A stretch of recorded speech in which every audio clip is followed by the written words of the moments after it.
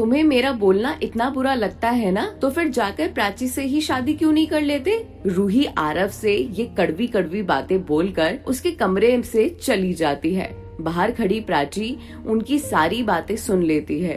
उसे समझ आ गया था कि जिस हक और प्यार से वो आरव पर चिल्लाती है, अब वो हक उसके पास भी है या नहीं, क्योंकि आरव केवल उसका दोस्त है और दोस्त के नाते आरव पर कुछ ज्यादा ही वो हक जमाने लगी थी। पर कभी कभी प्राची ने इन चीजों को लेकर कुछ गलत नहीं सोचा था। वो बस आरव को एक जिम्मेदार इंसान बनाना चाहती थी, ताकि आरव आगे चलकर अपने काम को लेकर सीरियस रहे और थोड़ा काम पर ध्यान भी दे। पर उसका इंटेंशन ये कभी नहीं था कि वो आरव को बेइज्जत करे या उस पर झूठे इल्जाम लगाए। प्राची बाहर खड़ी खड़ी ये सारी बातें सुनकर रोए जा रही थी। एक तरफ से किस्मत उसे लूट रही थी, वो माँ बाप से दूर थी और मधु निखिल से भी। उसने आरव से सब कुछ ना कहना ज्यादा सही समझा और वापस मधु की बालकनी में जाकर खड़ी हो गई। प्राची को ऐसे उदास देख मधु पापा डॉक्टर संजय और उसके पास आए और उसके कंधे पर हाथ रखकर बोले, क्या बात है बेटा, तुम ऐसे उदास क्यों खड़ी हो। कुछ नहीं, बस ऐसे ही, प्राची ने अपने आंसू पोंछते हुए जवाब दिया। कुछ तो बात है बेटा, वरना मेरी बच्ची यूँ कभी उदास नहीं होती। तुम बहुत बहादुर हो और हिम्मत वाली लड़की हो। तुम्हारा यूं टूटना या रोना सही नहीं है।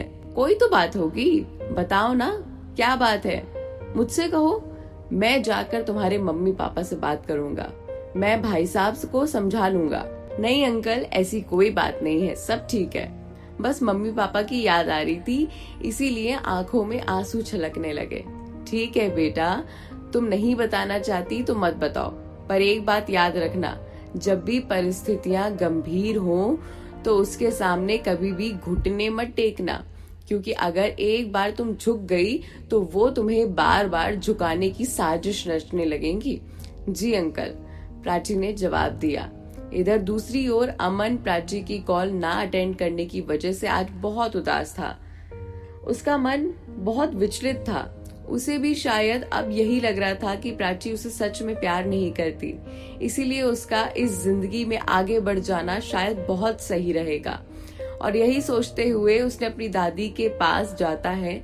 दादी उस वक्त पूजा घर में बैठकर भगवान के नाम की माला जप रही थी। दादी दादी, अमन ने उनसे लिपट कर कहा। बोलो मेरे लाल, क्या हुआ। दादी, भगवान मेरी इतनी परीक्षा क्यों लेता है। अरे मेरे बच्चे, हुआ क्या ये तो बताओ। आज मैंने उस लड़की को बहुत फोन लगाया, मैंने सोचा एक बार हम लोग बैठकर बात कर ले तो शायद कोई अच्छा नतीजा आ जाए, पर उसने ना तो मेरी कोई बात सुनी और ना ही मेरा फोन उठाया। क्यों वो मुझसे बात नहीं करना चाहती है। दादी, क्यों वो मेरी बात नहीं सुनना चाहती है। इतना भी तो बुरा नहीं हूँ मैं, फिर क्यों मेरी किस्मत और भगवान मेरी परीक्षा ले रहा है। बताओ ना दादी, क्यों, आखिर क्यों हो रहा है मेरे साथ ये सब। तुम दोनों के लिए ये मुसीबत भरा समय है, मैं जानती हूँ, पर तुम हिम्मत मत हारो। नहीं दादी, अब तो मैं हिम्मत और प्यार सब कुछ हार चुका हूँ, सब हार चुका हूँ। मुझ में हिम्मत नहीं है मैं किसी को कुछ कह पाऊँ, कुछ सुन पाऊँ। माँ सही कहती है, वो लड़की मेरे लायक है ही नहीं, वो बहुत बदतमीज और गिरी हुई लड़की है। मैं उस लड़की से पागलों की तरह प्यार करता जा रहा हूँ। दादी, सब कुछ भी हो जाए, मैं कल ही जाकर माँ को शादी के लिए हाँ कर दूंगा।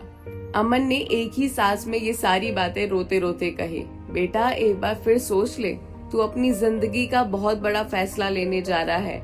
एक बार सोच ले कि अगर कल के दिन वो वापस आकर पूछे कि मैं तुम्हें प्यार करती हूँ, तो क्या तुम उसे वापस लेकर लौट पाओगे। नहीं दादी, ऐसा होता तो अब तक आ जाती। वो 2 साल होने को है, पर आज तक उसने नहीं कहा कि वो मुझे प्यार करती है, वो किसी और को प्यार करती है। बेटा, जैसा तुम्हें मुनासिब लगे, पर एक बार फिर सोच लेना।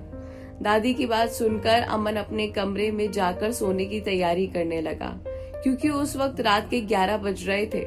अब उसने तय कर लिया था कि अगले दिन मम्मी को और प्रेस और मीडिया वालों को ये बात बता देगा कि वो बहुत जल्द शादी करने वाला है। वो क्यों किसी के लिए रोएगा, वो क्यों किसी के लिए अकेले रहकर खुद को मारे। जब क्यों वो किसी से प्यार नहीं करता, वो क्यों अब अकेले तन्हा होकर प्यार करता रहे। नहीं, वो अब अपनी जिंदगी में आगे बढ़ेगा। एक बार उसे जो करना था वो कर चुका। वो प्राची के पीछे पूजा से शादी तोड़ चुका, पर अब वो किसी भी हाल में आगे आने वाले रिश्ते नहीं तोड़ेगा। जिससे भी उसकी माँ अब कहेगी वो शादी कर लेगा। अमन बार बार अपनी करवटें बदल कर सोने की बहुत कोशिश करता रहा, पर उसका मन बहुत सवाल कर रहा था। दिल कुछ कह रहा था, दिमाग कुछ कह रहा था। दिल अब भी कह रहा था कि यार एक बार और कोशिश कर ले, प्राची से बात कर ले, शायद वो प्यार करती है तुझे। दिमाग कुछ कह रहा था, इज्जत कुछ कह रही थी, हमारी सेल्फ रिस्पेक्ट कुछ और कह रही थी। प्यार तो पागल होता है। पता नहीं क्या क्या उसके दिमाग में चीजें चल रही थी। टेंशन कुछ और कह रही थी। पल पल उसका दिल और दिमाग ना जाने क्या क्या कह रहा था। किस्मत उसे कहाँ ले जाने वाली थी उसे भी नहीं पता था। अगले ही दिन इंदौर के लिए जाने वाली थी प्राची। अब इंदौर जाकर प्राची दोबारा से अकेली पड़ जाएगी। उसे यही बातें सताए जा रही थी।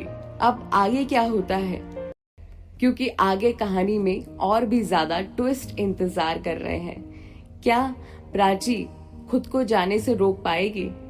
क्या दिल्ली में अपने आप को रोक कर रह पाएगी? ये सारी बातें आपको पता चलेंगी अगले एपिसोड में। नीचे कमेंट करना मत भूलिएगा।